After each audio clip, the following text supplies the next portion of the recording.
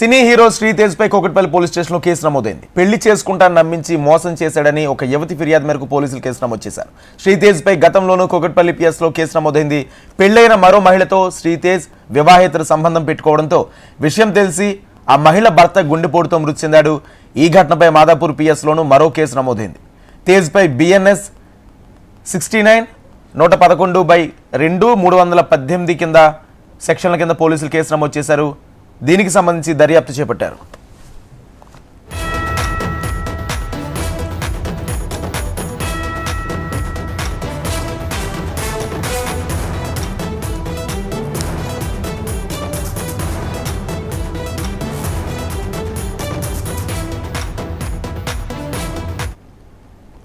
Cine hero Sritej పై Kukatpally police స్టేషన్లో case నమోదైంది. పెళ్లి చేసుకుంటా నమ్మించి మోసం చేశాడని ఒక యువతి ఫిర్యాదు మేరకు పోలీసులు కేసు నమోదు చేశారు. శ్రీతేజ్ పై గతంలోనూ కూకట్పల్లి పిఎస్లో కేసు నమోదైంది. పెళ్లైన మరో మహిళతో శ్రీతేజ్ వివాహేతర సంబంధం పెట్టుకోవడంతో విషయం తెలిసి ఆ మహిళ భర్త గుండెపోటుతో మృతి చెందాడు. ఇక ఇదే అంశానికి సంబంధించి పూర్తి సమాచారం మా ప్రతినిధి అమరేందర్ అందిస్తారు. అమరేందర్,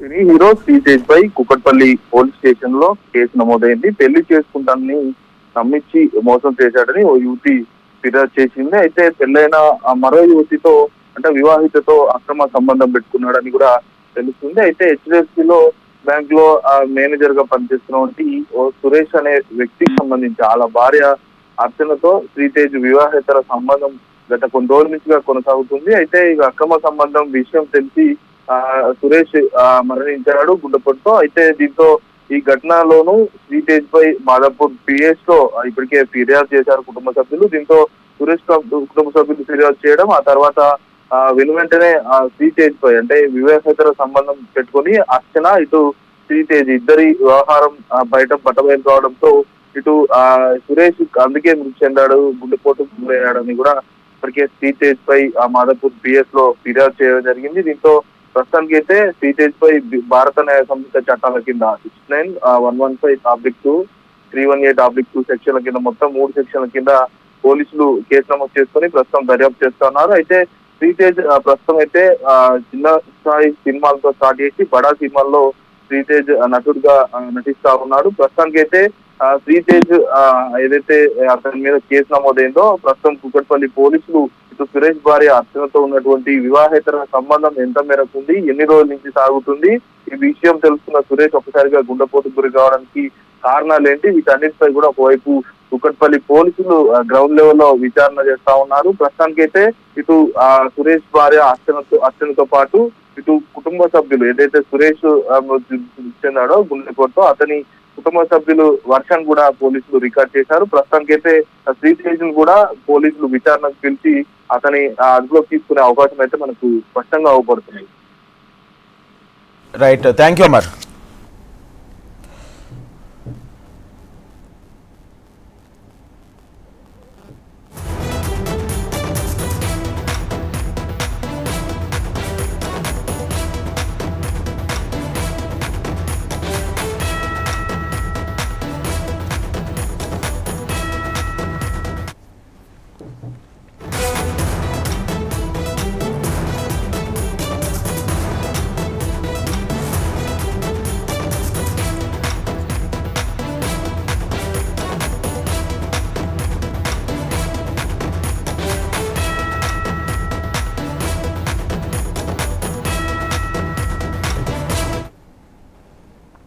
వివాదాస్పద దర్శకుడు రామ్ గోపాల్ వర్మ ముందస్తు బెయిల్ పిటిషన్పై విచారణ వాయిదా పడింది.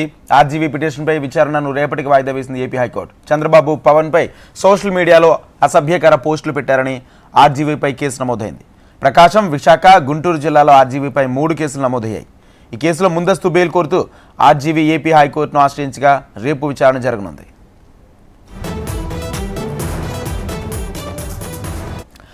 ఇది అంశానికి సంబంధించి పూర్తి సమాచారం మా ప్రతినిధి కాంతి అందిస్తారు. కాంతి.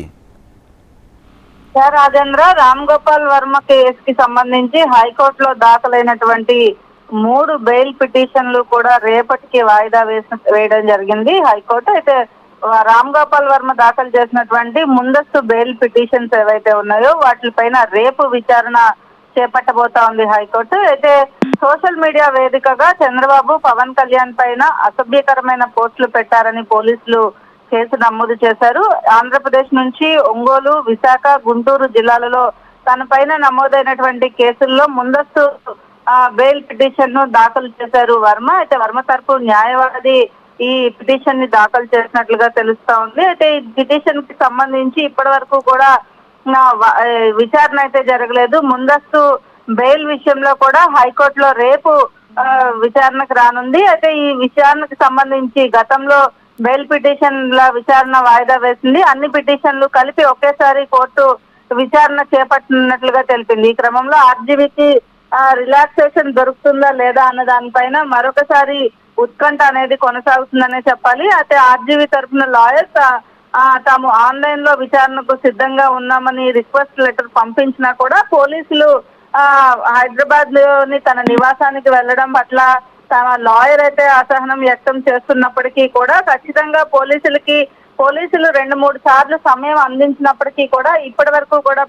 రామ్ గోపాల్ వర్మ అటు పోలీసులకి వచ్చి సమాధానం చెప్పడం అనేది ఒక దీంట్లో కాన్స్టిట్యూషన్ లో భాగంగా జరుగుతుంది. కానీ ఇప్పటి వరకు సమాధానం చెప్పకపోవడంతో పోలీసులు అయితే ఆయన కోసం గాలిస్తూ ఉన్నారు. అయితే ముందస్తు బెయిల్ పిటిషన్ కి సంబంధించి విచారణ అయితే మాత్రం హైకోర్టులో గతంలో 3 కేసుల్ని కలిపి ఒకేసారి విచారణ చేపడతామని వాయిదా వేసింది. అయితే ఈ రోజు కూడా విచారణ జరగలేదు. రేపటికి ఈ హైకోర్టు దీనికి సంబంధించినటువంటి విచారణ అయితే వాయిదా వేసింది. రాజేంద్ర. రైట్, థ్యాంక్ యూ కాంతి.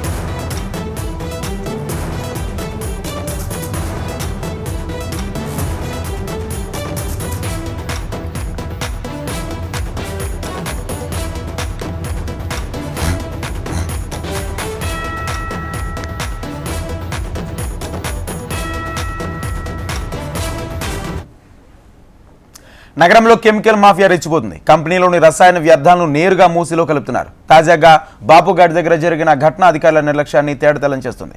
హైదరాబాద్లో యథేచ్ఛగా కెమికల్స్ కలుపుతున్న లారీలను స్థానికులు రెడ్ హ్యాండెడ్గా పట్టుకోవడంతో విషయం వెలుగు చూస్తుంది. ఇసుక వ్యాపారం పేరుతో కెమికల్ కంపెనీలతో కొందరు అక్రమార్కులు కుమ్మక్కై ఇదంతా చేస్తున్నారని ఆరోపణలు వినిపిస్తున్నాయి. దీనిపై మరింత సమాచారం మా ప్రతినిధి ఆర్కే అందిస్తారు. మూసీ సుందరీకరణ కోసం ప్రభుత్వం ఎన్నో ప్రయత్నాలు చేస్తోంది, ఎన్నో అడ్డంకులు ఎదుర్కొంటోంది. ఇలాంటి పరిస్థితుల్లో తాజాగా మూసీ పరిసర ప్రాంతాల్లో కెమికల్స్ కలవడం అనేది ఒక పెద్ద చర్చనీయాంశంగా మారింది. ప్రస్తుతం ఏదైతే బాపుఘాట్ వద్ద ఈసీ మూసీ రెండు కూడా కలిసే సంగమ ప్రాంతం ఏదైతుందో ఈ సంగమ ప్రాంతానికి సంబంధించి కూడా ఏదైతే ఒక విషయం అనేది బయటపడడం ప్రతి ఒక్కరిని కూడా భయాందోళనకు గురి చేస్తోంది.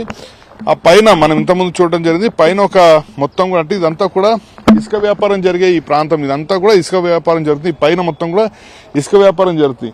ఇసుక వ్యాపారం జరిగే ఈ ప్రాంతంలో అక్కడి నుంచి అంటే ఎవరికి కూడా కనిపించకుండా లోపల ఇంకొంచెం లోపలికి వచ్చిన తర్వాత మొత్తం కూడా ఒక పెద్ద కెమికల్ వైర్ని కూడా అంటే ఒక వైర్ని వేసి కెమికల్ మొత్తాన్ని కూడా అంటే కెమికల్ వేస్టేజ్ ఏదైతే ఉంటుందో దాని మొత్తాన్ని కూడా మూసీ సంగమ క్షేత్రమైన ఈ ప్రాంతంలోకి అయితే విడుదల చేయడం జరుగుతుంది. అక్కడి నుంచి నేరుగా వేసిన పైప్ లైన్ ప్రస్తుతం ఇక్కడ మనకు ఏదైతే కనిపిస్తుందో ఈ మార్గంలోనే వాళ్ళు ఏర్పాటు చేయడం జరిగింది. అక్కడ మనం చూసుకుంటే కెమికల్స్ సంబంధించి అంటే వాటర్ మనం అక్కడ చూసుకుంటే మొత్తం కూడా కెమికల్ వాటర్ అనేది మనకి చాలా స్పష్టంగా కనిపిస్తుంది. ఇక్కడే ఒక క్లారిటీ వస్తుంది, కెమికల్ ఏ విధంగా కలుపుతున్నారు ఏంటి అనేది ఇక్కడ ఒక క్లారిటీ అనేది మనకు చాలా స్పష్టంగా వస్తుంది. వాస్తవానికి ఇప్పటివరకు కూడా మూసీలో కెమికల్స్ కలుస్తున్నాయి అన్నారు. అదే సమయంలో కెమికల్కి సంబంధించి కూడా ఎలాంటి ఆధారాలు ఇప్పటివరకు దొరకలేదు. కానీ ఈ రోజు కొంతమంది స్వాములు పూజకు వెళ్లి వస్తున్న సమయంలో ఇక్కడ ఏదో డంపింగ్ జరుగుతుందనే అనుమానం వచ్చి వాళ్ళంతా కూడా ఇక్కడ వచ్చిన సమయంలో ఈ పరిస్థితులు అయితే కనిపించాయి. ఒకసారి ఇక్కడ మొత్తం ఈ మెటీరియల్ ఏదైతుందో ఈ మెటీరియల్ ద్వారా కూడా మొత్తాన్ని కూడా ఈ పైప్స్ ఏవైతే ఉన్నాయో ఈ మెటీరియల్ మొత్తం కూడా కెమికల్స్ కి దీన్ని యూజ్ చేస్తున్నారు. పైన ఒక పైప్స్ ఉంటాయి, కింద మాత్రం ఈ పైపులను ఏర్పాటు చేయడం జరిగింది. మరో పైపు మనకు అక్కడ కనిపిస్తుంది. ఇలాంటి పైప్స్ మొత్తం కూడా అంటే ఎక్కడికక్కడ అవసరానికి వాడి ఈ పైపులు మొత్తాన్ని కూడా వదిలేయడం అయితే జరుగుతుంది. సో ఇదొక పైప్ లైన్, ఇది కూడా కెమికల్ కి సంబంధించింది. మనం చూసుకోవచ్చు, ఇది కూడా కెమికల్ కి సంబంధించినదే.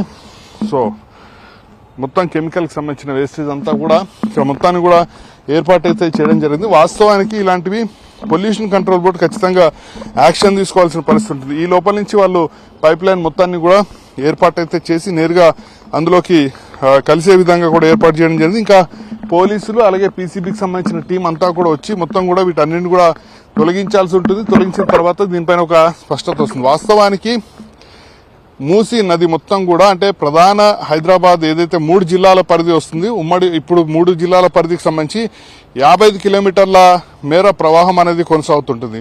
ప్రధాన నగరంలోకి ఎంటర్ అయ్యే సమయంలో మనకి మూసి ఇక్కడ మనకి తారసపడుతుంది. ఇక్కడ కలిసే ఈసీ, వాస్తవానికి ఈసీ ఇదంతా కూడా ఈసీ మూసీ నదులు కలిసే ప్రాంతం కాబట్టి ఇది సంగమ క్షేత్రంగా కూడా దీన్ని పిలవడం జరుగుతుంది. అటు సైడ్ అంతా కూడా అక్కడి నుంచి వచ్చేదంతా కూడా మూసి, ఇదంతా కూడా ఈసీ కలవడం జరుగుతుంది. ఇది సంగమ క్షేత్రం, ప్రధాన సంగమ క్షేత్రంగా కూడా దీన్ని పిలవడం జరుగుతుంది. ఎంతో పవిత్రంగా కూడా భావిస్తుంటారు. ఇలాంటి ప్రాంతంలో కెమికల్స్ సంబంధించి తాజాగా ఏదైతే ఘటన అంటే లారీలు దొరకడం జరిగిందో అది మాత్రం ఖచ్చితంగా కొంత ఆందోళనకరంగా ఉందని చెప్పాల్సి ఉంటుంది. మరోవైపు పొల్యూషన్ కంట్రోల్ బోర్డుకు సంబంధించిన అధికారులు ఎప్పటికప్పుడు ఖచ్చితంగా తనిఖీలు చేయాల్సి ఉంటుంది. ప్రధానంగా ఏ కెమికల్ ఇండస్ట్రీస్ ఉంటాయో ఆ కెమికల్ ఇండస్ట్రీకి సంబంధించి వాళ్ళే పూర్తి స్థాయిలో శుద్ధి చేయాల్సి ఉంటుంది. శుద్ధి చేసి భూమిలో ఎలాంటి కెమికల్స్ కలవకుండా భూమిలో పాతి పెట్టాల్సి ఉంటుంది. కానీ అలాంటి పరిస్థితి లేకుండా నేరుగా కూడా ఈజీగా ఉంటుంది, అతి తక్కువ ఖర్చుతో అవుతుంది. కాబట్టి కేవలం ఒక ట్యాంకర్ కి 25,000 రూపాయలు ఇచ్చి నేరుగా మూసీలో కలిసే విధంగా వాళ్ళైతే చేస్తున్నారు. అదే ఒక ట్యాంకర్ కి సంబంధించి వాళ్ళు నేరుగా పీసీబీ రూల్స్ పాటించి చేయాలంటే 50,000 నుంచి ₹1,00,000 వరకు కూడా అవుతుంది. కాబట్టి అలాంటి సిచ్యువేషన్స్ లేకుండా నేరుగా కూడా మూసీలో కలుపుతున్నారు. అందుకే ఈ సిచ్యువేషన్ అయితే మనకు కనిపిస్తుంది. వాస్తవానికి ఎన్నేళ్ల నుంచి వీళ్ళు మూసీలో కలుపుతున్నారు ఏంటనే దానిపైన ఇప్పటి వరకు కూడా స్పష్టత లేదు. స్థానికులు నిన్న పట్టుకునేదాకా ఇలాంటి దందా ఒకటి సాగుతుందా అనేది మాత్రం ఖచ్చితంగా ఒక ప్రశ్నార్థకంగా మారింది. వాళ్ళు ట్యాంకర్లు తీసుకొచ్చే వాళ్ళు ఏదో మధ్యలో ఈ కెమికల్స్ అన్నింటినీ కూడా విడుదల చేస్తారని భావిస్తూ వస్తున్నారు. కానీ ఇప్పుడు మాత్రం అలాంటి సిచ్యువేషన్ లేదు. నేరుగా కేవలం ఇదేదైతుందో ఈ బ్రిడ్జ్ అంటే వాస్తవానికి కొత్తగా ఏర్పాటు చేసిన బ్రిడ్జ్, ఈసీ మూసీ నదులను కలిపే బ్రిడ్జ్, ఇదంతా కూడా బ్రిడ్జికి మెయిన్ బ్రిడ్జికి కేవలం 1/2 కిలోమీటర్ అంటే ఒక 150 మీటర్లు ఉంది. అంటే ఇంత ప్రధాన రహదారిలోనే బహిరంగంగా వాళ్ళు ఈ స్థాయిలో కెమికల్స్ అన్నింటినీ కూడా కలుపుతున్నారు అంటే వాళ్ళకి అధికారుల నుంచి ఏ స్థాయిలో మద్దతు ఉంది, ఏ స్థాయిలో ఒత్తాసు అధికారులు పలుకుతున్నారు అనేది ఇక్కడే చాలా స్పష్టంగా అర్థమవుతుంది. కానీ ఇప్పటికైనా ఖచ్చితంగా ప్రభుత్వం పెద్దలు స్పందించి దీనికి సంబంధించి కూడా ఎవరైతే ఈ కెమికల్స్ కలుపుతున్నారో అలాంటి వాళ్ళపైన చర్యలు తీసుకోవడంతో పాటు వీళ్ళకి మద్దతు ఇచ్చిన అధికారులపైన మాత్రం కఠిన చర్యలు తీసుకోవాలంటూ కూడా స్థానికులు అయితే కోరుతున్నారు. ఇది ఇక్కడ మూసీ వద్ద ఈసీ మూసీ సంగమ క్షేత్రం వద్ద తాజా పరిస్థితి. వీడియో జర్నలిస్ట్ మల్లేష్ తో RK, HM TV, Hyderabad.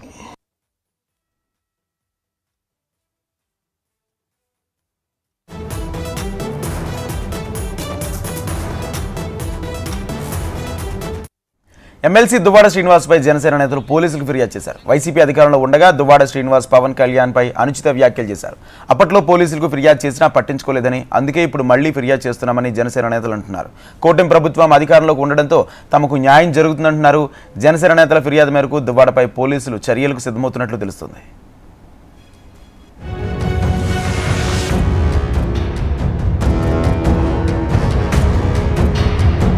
YCP Tekkali నియోజకవర్గ మాజీ ఇన్ఛార్జ్ ఎమ్మెల్సీ దువ్వాడ శ్రీనివాస్ వైసీపీ ప్రభుత్వ హయాంలో కూటమి నేతలపై అనేక వ్యాఖ్యలు చేశారు. అప్పట్లో చంద్రబాబు నాయుడు, అచ్చెన్నాయుడు, జనసేనాని పవన్ కళ్యాణ్ పై వ్యక్తిగత విమర్శలు చేశారు. దీనిపై అప్పట్లో జనసేన నేతలు పోలీసులకు ఫిర్యాదు చేసినా పట్టించుకోలేదు.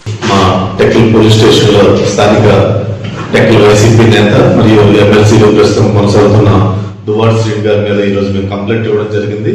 ఈ కంప్లైంట్ కారణం 2019లో వైసీపీ ప్రభుత్వం ఏర్పడిన నాటి నుండి నిన్న మొన్నటి వరకు మా కూటమి ప్రభుత్వం ఏర్పాటయ్యేంత వరకు కూడా దువ్వాడ శ్రీని గారు అనునిత్యం మా అధ్యక్షులు గౌరవ శ్రీ పవన్ కళ్యాణ్ గారి వ్యక్తిత్వాన్ని హననం చేసేటట్టు, ఆయన గౌరవ ప్రతిష్టలకు భంగం కలిగించేటట్టు, ఆయన మీదనే గాని, ఆయన వివాహ సంబంధాల మీదే గాని, అలాగే ఆయన యొక్క తల్లి గారిని కూడా అనునిత్యం దూషించి మా జన సైనికుల యొక్క మనోభావం దెబ్బతీసే విధంగా ప్రయత్నించడం వల్ల ఈ రోజు మేము టెక్కల్ పోలీస్ స్టేషన్ లో సిఐ గారికి కంప్లైంట్ ఇవ్వడం జరిగింది. ఈ కంప్లైంట్ తో పాటు మా దగ్గర ఉన్న తగిన ఆధారాలన్నింటినీ కూడా పెన్ డ్రైవ్ లో పొందుపరిచి సిఐ గారికి అందజేయడం జరిగింది. దీని మీద స్థానిక టెక్కల్ పోలీస్ శాఖ వారు తగిన విధంగా స్పందించి శాఖాపరమైన దర్యాప్తు చేసి రాజ్యాంగం మీద ప్రమాణం చేసి వ్యక్తుల యొక్క రాజ్యాంగం కల్పించిన వ్యక్తుల హక్కుల్ని కాపాడవలసిన దువ్వాడ శ్రీని గారు పబ్లిక్ మాధ్యమాల్లో మా అధ్యక్షులు వారి వ్యక్తిత్వాన్ని కించపరుస్తూ మాట్లాడారు కాబట్టి ఆయన మీద శాఖాపరమైన చర్యలు తీసుకోవాల్సిందిగా ఈ రోజు పోలీస్ శాఖ వారిని కోరడమైంది. దీంతో ఇప్పుడు జనసేన నేతలు ఫిర్యాదు చేశారు. జనసేన నేతల ఫిర్యాదుతో టెక్కలి పోలీసులు దువ్వాడపై చర్యలకు సిద్ధమవుతున్నట్లు తెలుస్తోంది. నోటీసులిచ్చి విచారణకు పిలిచే అవకాశాలు కనిపిస్తున్నాయి. ఈ విషయం ఇప్పుడు శ్రీకాకుళం జిల్లాలో హాట్ టాపిక్ గా మారింది. భారతదేశంలోనే దక్షిణ అయోధ్యగా పేరుగాంచిన ప్రముఖ పుణ్యక్షేత్రం అది. నిత్యం వేలాది మంది భక్తులతో విరాజిల్లుతున్న ప్రాంతం. కానీ అక్కడ చెత్త వేసేందుకు సైతం స్థలం లేకపోవడం ప్రధాన సమస్యగా మారింది. పరిష్కారానికి కొన్నేళ్లుగా ప్రభుత్వం ప్రయత్నాలు చేస్తున్నా ఇంకా పూర్తి స్థాయిలో అమలు జరగడం లేదు. దీంతో సుదూర ప్రాంతాల నుంచి రామయ్య దర్శనం కోసం వచ్చే భక్తులతో పాటు స్థానికులు కాలుష్య కోరలో చిక్కుంటున్నారు. డంపింగ్ యార్డ్ అందుబాటులోకి రాకపోవడంతో పవిత్ర గోదావరి నది పక్కనే చెత్త వేసి తగలబెట్టడంతో అట్నుంచి వచ్చే పొగ దుర్వాసన ప్రజలను అనారోగ్యానికి గురిచేస్తుంది. భద్రాద్రి కొత్తగూడెం జిల్లా భద్రాచలంలో సుమారు 80,000 జనాభా ఉంటుంది. ప్రతిరోజు 175 మంది పంచాయతీ కార్మికులు 30 వాహనాల ద్వారా సేకరించిన 10 టన్నుల చెత్తను రామాలయానికి సమీపంలో ఉన్న గోదావరి కరకట్ట పక్కన వేసి కాల్చివేస్తున్నారు. డంపింగ్ యార్డ్ లేకపోవడమే ఇందుకు కారణం. అయితే చెత్తను కాల్చడంతో వచ్చే పొగ వల్ల తీవ్ర కాలుష్యం ఏర్పడుతుందని స్థానికులు, ఆలయానికి వచ్చే భక్తులు ఆవేదన వ్యక్తం చేస్తున్నారు. గోదావరి పక్కనే ఉండే సుభాష్ నగర్ కాలనీ, ముదిరాజ్ కాలనీ, చప్పిడి దిగువ, రామాలయం సెంటర్, సూపర్ బజార్ సెంటర్ కాలనీలోని ప్రజలు ప్రతిరోజు ఈ డంపింగ్ యార్డ్ పొగతో తీవ్ర ఇబ్బందులు పడుతున్నారని ఆవేదన వ్యక్తం చేస్తున్నారు. ఇక రాష్ట్ర విభజనకు ముందు భద్రాచలంకి దూరంగా డంపింగ్ యార్డ్ ఉండాలనే ఆలోచనతో పక్కనే ఉన్న ఎట్టపాకకి చెత్తను ట్రాక్టర్ ద్వారా తరలించారు. కొంతకాలం అరకొరగానే సాగింది. ఇది పట్టణానికి దూరంగా ఉందని భావించి మళ్లీ గోదావరి కరకట్ట పక్కనే చెత్తను వేసి కాల్చడం ప్రారంభించారు. ప్రతిరోజు రాత్రిపూట చెత్తను తగలబెట్టడంతో చుట్టుపక్కల ప్రాంత ప్రజలు వచ్చే పొగతో నానా యాతనలు పడేవారు. దీంతో మళ్లీ కాలుష్య సమస్య పునరావృతమైంది. ఇక ప్రతి ఏడాది వచ్చే వరదల వల్ల చెత్తా చెదారం నదిలో కలిసి గోదావరి కాలుష్యమవుతుందని దిగువ ప్రాంతాల్లోని ప్రజలు ఆవేదన వ్యక్తం చేస్తున్నారు. పేరు బండారు నాగేశ్వరరావు, భద్రాచలంలో స్థిర నివాసిని. నేను బాల్యం ఇక్కడే చదువుకొని ఇక్కడే ఉన్నటువంటి వ్యక్తిని. నేను భద్రాచలానికి ఎంతో పేరు ప్రఖ్యాతులు కలిగినటువంటి పట్టణం ఇది, పుణ్యక్షేత్రం. ఆ విధంగా ఎంతో పేరు ఎక్కడెక్కడి నుంచో భక్తులు వచ్చేటువంటి పేరు ఉన్నటువంటి భద్రాచలం ఈ మధ్యకాలంలో 2 రాష్ట్రాలు అయిన తర్వాత దయనీయమైనటువంటి పరిస్థితులకి ఏర్పడుతూ వచ్చింది. అదేంటంటే భద్రాచలం కొంత భాగం ఆంధ్రలోకి వెళ్ళటం, దగ్గర పక్కనే ఉన్నటువంటి తెలంగాణకి మళ్ళీ భద్రాచలానికి మధ్యలో 2-3 పంచాయతీలు అడ్డు రావటం, ఈ విధంగా భూమి అంతా పోవటం వలన భద్రాచలంలో ఉన్నటువంటి చెత్తను వేసుకోవడానికి కూడా ఎక్కడా స్థలం లేనటువంటి పరిస్థితి ఏర్పడింది. దీంట్లో భాగంగా భద్రాచలంలో చెత్త అంతా తీసుకెళ్ళి గోదావరి కరకట్ట పక్కన అదే గోదావరిలో పుణ్యక్షేత్రంలో పోయటం వల్ల అక్కడ కూడా చాలా ఇబ్బందులు జరగటం, అక్కడ నిప్పు పెట్టినప్పుడే ఈ కాలి కొన్ని నీళ్ళ మీదకి రావటం, అదేవిధంగా కాలుష్యం ఊరిలోకి రావటం, నీళ్ళలో కలవటం, వీటన్నిటి వల్ల ఇబ్బంది అవుతుందనే ఉద్దేశంతో ఒక డంపింగ్ యార్డు కట్టాలని నిర్ణయం చేసి ఆదర్శ కాలనీ పక్కన ఉన్నటువంటి గవర్నమెంట్ భూమిలో ఒక డంపింగ్ యార్డు కూడా నిర్మించడం జరిగింది. అయితే ఇప్పటికి కూడా ఆ డంపింగ్ యార్డులో ఈ చెత్తను తీసుకెళ్ళి పొడి చెత్త, తడి చెత్తని రోజు బండ్లల్లో తీసుకుని వస్తున్నారు. అయితే వాటిని సైక్లింగ్ చేయడానికి దానికి ఏదో మిషన్ రాలేదని అలాగే తాస్కారం చేసుకుంటూ లేట్ చేసుకుంటూ పోవటం వల్ల ప్రజలకి ఎన్నో ఇబ్బందులు వస్తూ ఉన్నాయి. ఈ పొగ వల్ల శ్వాస సంబంధిత వ్యాధులు వచ్చే అవకాశాలు ఉన్నాయి. అదేవిధంగా అందులో ఎన్నో మురిగిపోయినటువంటి కళేబరాలు కూడా ఉంటాయి. కుక్కలే కావచ్చు, పంది కుక్కలే కావచ్చు, ఎలకలే కావచ్చు, ఇలాంటి కళేబరాలు కూడా దగ్ధమైనప్పుడు కూడా వాటి వల్ల కొన్ని ఇబ్బందులు చిన్నపిల్లలకు వాళ్ళకి సంబంధించినటువంటి వ్యాధులు వచ్చే అవకాశం కూడా ఉంది. కాబట్టి మేమేం కోరుకుంటున్నామంటే భద్రాచలంలో తలపెట్టినటువంటి డంపింగ్ యార్డ్ ఏదైతే ఉందో దాన్ని త్వరితగతిన పూర్తి చేసి దానికి రావాల్సిన మిషనరీ కూడా త్వరగా తెప్పించి ఆ కార్యక్రమం ఏదైతే ఉందో త్వరగా నడిపించినట్లయితే, కార్యక్రమాన్ని పూర్తి చేసినట్లయితే ప్రజలందరికీ కూడా చాలా సౌకర్యంగా ఉంటుంది.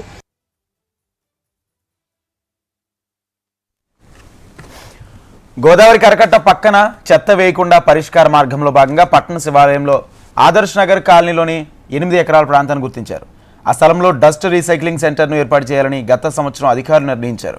అందులో భాగంగా యార్డ్లోని షెడ్ల నిర్మాణానికి ట్రాన్స్ఫార్మర్లకు ₹1,50,00,000 నిధులు అవసరమని అంచనా వేశారు. అందుకు అనుగుణంగానే డంపింగ్ యార్డ్ నిర్మాణ పనులను సైతం పూర్తి చేశారు. తడి, పొడి చెత్తను వేరు చేసి 6 యంత్రాలతో ఇంకొక యంత్రం రావాల్సి ఉండడంతో డంపింగ్ యార్డ్ నిర్మాణం పూర్తయినప్పటికీ ఉపయోగంలోకి రాలేకపోయింది. అయితే ఇప్పటికైనా అధికారులు చొరవ చూపించి డంపింగ్ యార్డ్ అందుబాటులోకి తీసుకొచ్చి భద్రాద్రి పుణ్యక్షేత్రాన్ని కాలుష్య కోరల నుంచి విముక్తి చేయాలని ప్రజలు కోరుతున్నారు.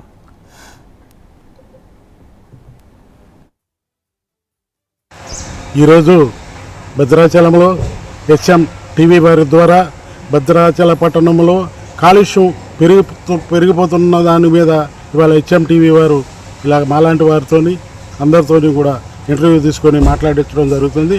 భద్రాచల ప్రాంతంలో దక్షిణ అయోధ్యగా పేరుగాంచినటువంటి భద్రాచలంని శ్రీ సీతారామచంద్ర స్వామి వారు నడయాడిన ప్రాంతంగా దక్షిణ అయోధ్యగా పేరుగాంచిన ఈ భద్రాచలంలో పరిస్థితులు రోజు రోజుకి దిగజారిపోతున్నాయి. మొన్న జరిగినటువంటి 2 రాష్ట్రాల విడిపోవటం వల్ల ఇవాళ 117 నియోజకవర్గాల్లో తెలంగాణ అసెంబ్లీ ఏర్పడింది. దీనికి ఇవాళ 5 గ్రామ పంచాయతీలు ఆంధ్రాకు తరలించకపోవడం జరిగింది. మరి ఎటు చూసినా కిలోమీటర్న్నర తప్ప భద్రాచలం అభివృద్ధి చెందడానికి ఏ విధమైనటువంటి అవకాశం లేదు. భద్రాచలంలో ముఖ్యంగా చెత్తని తడి చెత్త పొడి చెత్త అని చెప్పి ఇంటింటికి మైకులు పెట్టి చెప్పి తీసుకెళ్ళి ఎక్కడో గోదావరి రోడ్డు కరకట్ట దగ్గర పాడేస్తున్నారు. ఈ గోదావరిలో వచ్చినటువంటి శుద్ధి చేసిన మళ్ళీ ఈ నీళ్లను తాగటం వల్ల భద్రాచల పట్టణంలో అనేక జబ్బులు, రోగాలు, అంటువ్యాధులు, కిడ్నీలు, షుగరు, బీపీ పెరిగిపోయి ఇవాళ పట్టణ ప్రజలు అనేక ఇబ్బందులకు గురవుతున్నటువంటి సందర్భం. భద్రాచల పట్టణంలో హాస్పిటల్ కూడా ఇవాళ 3-4 రాష్ట్రాలకు అనుసంధానమైనటువంటి హాస్పిటల్ని పెట్టారు. డాక్టర్లు ఉంటే నర్సులు ఉంటే మందులు ఉండవు. ఇది పరిస్థితి. 10 సంవత్సరాల కాలంలో టీఆర్ఎస్ ప్రభుత్వం కాలయాపన చేసి భద్రాచలాన్ని ముండెం ఎక్కడో పడేస్తే దేహాన్ని కింద పడేసినటువంటి సందర్భం. ఇప్పటికైనా కాంగ్రెస్ పాలన వచ్చి సంవత్సరం అయ్యి వాళ్ళ విజయోత్సవాలు గొప్పలు చెప్పుకోవడం కాదండి, మీరు దీని మీద సరైన దృష్టి పెట్టి భద్రాచల ప్రాంతాన్ని వచ్చినటువంటి యాత్రికులు, పట్టణ ప్రజలు, వివిధ రాజకీయ పార్టీ సంఘాలు 5 గ్రామ పంచాయతీలు తిరిగి తీసుకురావాలని ఎన్నో ఈ కార్యక్రమాలు చేసినటువంటి సందర్భం భద్రాచల పట్టణ ప్రజలు చూశారు. ఇప్పటికీ ఎక్కడ వేసిన గొంగలి అక్కడే ఉంది. భద్రాచలాన్ని లేదంటే టూరిస్ట్ ప్యాకేజీ ప్రకటించి భద్రాచలాన్ని టెంపుల్ సిటీగా చేసి భద్రాచల పట్టణ అభివృద్ధిలో మీరందరూ కూడా భాగస్వాములు కావాలని ఈ సందర్భంగా CPI party town committee member Mareddy Shivaji, Bhadrachalam town. భారత రాజ్యాంగ దినోత్సవం సందర్భంగా అంబేద్కర్ విగ్రహానికి అవమానం జరిగింది. ఏలూరు జిల్లా ద్వారకా తిరుమల గ్రామంలో పంచాయతీ పార్కులో భారత రాజ్యాంగ నిర్మాత డాక్టర్ బిఆర్ అంబేద్కర్ విగ్రహాన్ని గుర్తు తెలియని దుండగులు రాత్రి సమయంలో ధ్వంసం చేశారు. అంబేద్కర్ విగ్రహం ధ్వంసం కావడంపై ద్వారకా తిరుమల ప్రజలు ఆగ్రహం వ్యక్తం చేస్తున్నారు. పోలీసులు సంఘటనా స్థలానికి చేరుకుని పార్క్ వద్ద ఉన్న సీసీ ఫుటేజ్ పరిశీలించారు. అనంతరం విగ్రహాన్ని ధ్వంసం చేసిన వారిని గుర్తించి కఠిన శిక్ష విధించాలని కోరారు. ప్రకాశం జిల్లా త్రిపురాంతకం మండలంలోని పలు గ్రామాల్లో వానరాలు స్వైరవిహారం చేస్తున్నాయి. త్రిపురాంతకం ఎన్ఎస్సి కాలనీలోని కాలేజ్ రోడ్లో గుంపులుగా తిరుగుతూ స్థానికులను భయాందోళనకు గురిచేస్తున్నాయి. దూపాడు బాలికల గురుకులంలోని ఉతికి ఆరేసిన దుస్తులను ఎత్తుకుపోతున్నాయి. పలు గ్రామాల్లో కోతులు బెడదతో పంటలు దక్కడం లేదు. కొండ ముచ్చెలను తీసుకువచ్చి వానరాల నుంచి రక్షణ కల్పించాలని త్రిపురాంతక మండలంలోని ప్రజలు కోరుతున్నారు.